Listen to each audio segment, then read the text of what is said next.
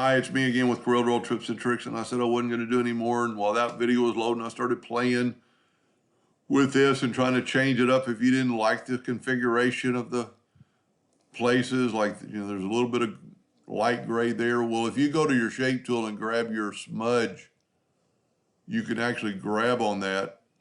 I need to ungroup everything for the smudge tool to work, and I've got it really big for that little bitty spot.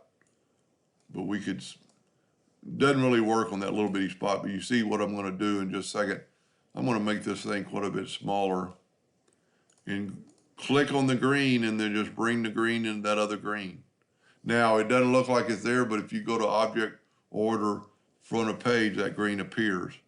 And if you just happen to want that black, bigger, and you can change angles, you can change, see what this says. I don't play with it very much. Pin tilt. Let's go to 0 tilt, see what it does. Let's change the rotation to 90 degrees. And now we're up and down. So grab that green right there and just, play with it. Anyway, I kind of hope that helped a little bit, and thank you for watching.